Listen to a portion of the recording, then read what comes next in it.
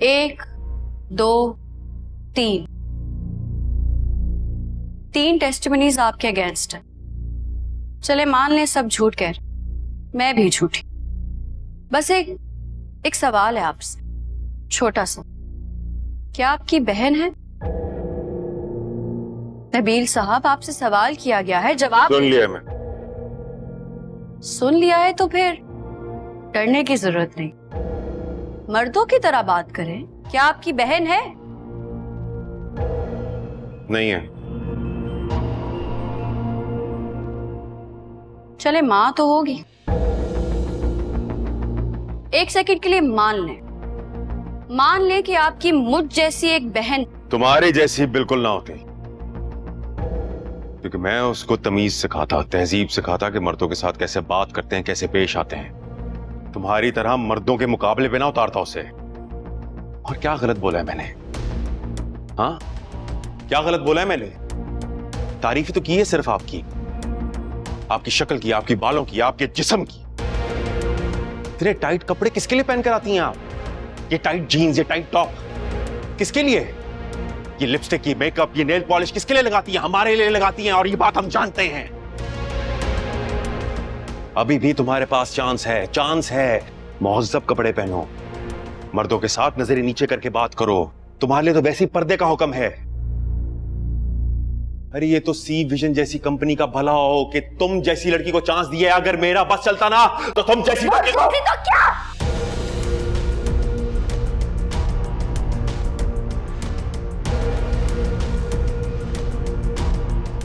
Your honour, मैंने कहीं पढ़ा था,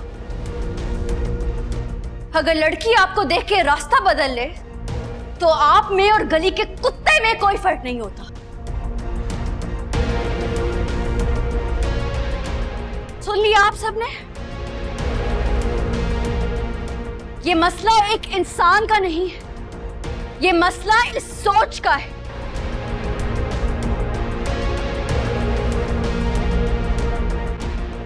your honour,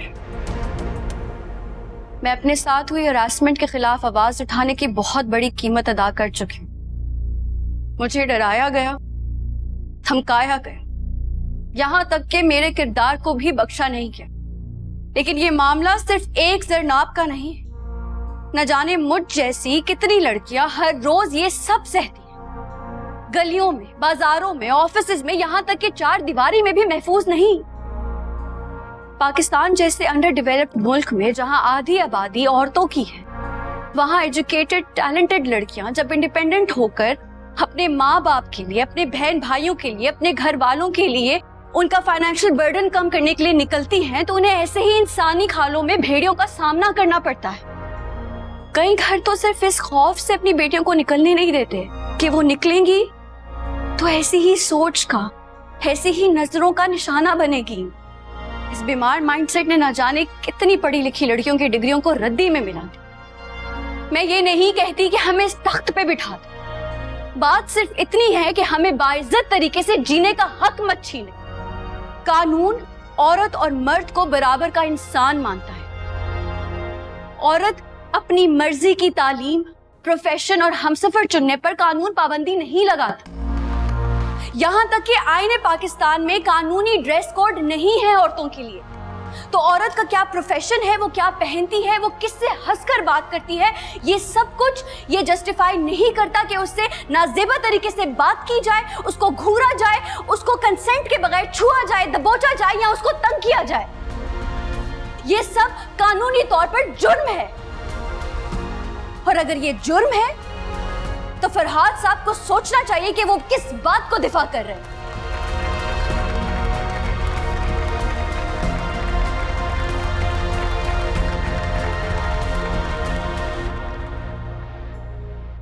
That's all, Your Honor.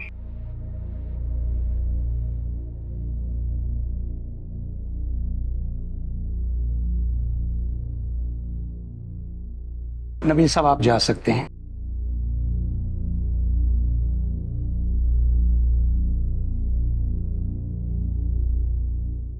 Case का फैसला कोर्ट कल सुनाएगा।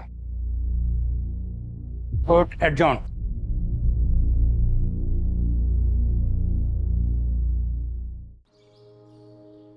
मैंने एक फैसला किया है कि मैं जिंदगी में दोबारा दो लोगों से कभी नहीं मिलूंगा।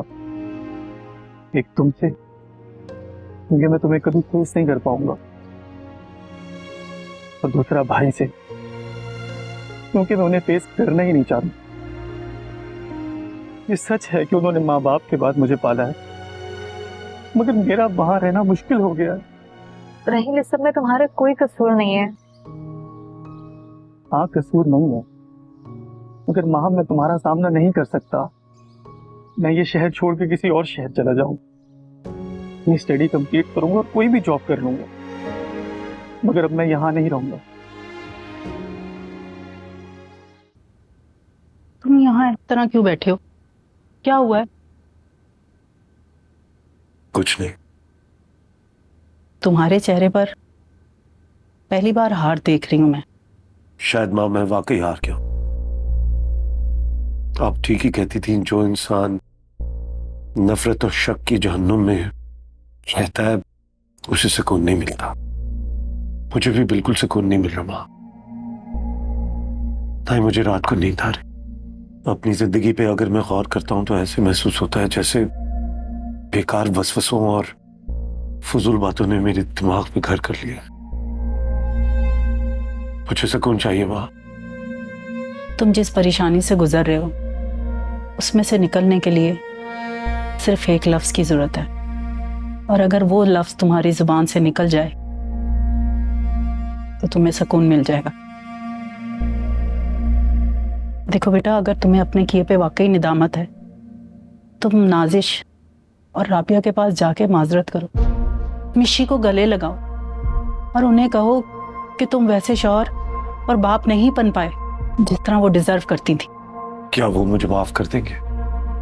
देखो बेटा, माफी इसलिए नहीं मांगी जाती कि आपको माफ किया जाए, बल्कि माफी तो इसलिए मांगी जाती है कि आप शर्मिंदा होते हैं। अगर तुम वाकई शर्मिंदा हो तो कहने में कोई हर्ज नहीं है, बाकी सब उन पर छोड़ दो।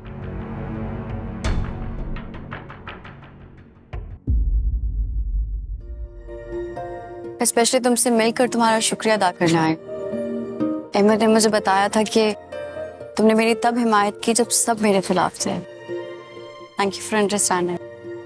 अरे नहीं नहीं, मैंने और मुझ जैसे कई लोगों ने तुमसे सीखा है कि अगर बात इज्जत पे आए तो खामोशी जुर्म लगने लगती है।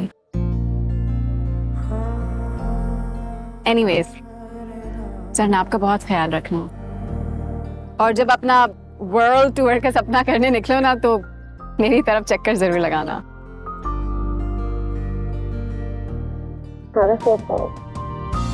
And all the best. Thank you. मिल तो लो।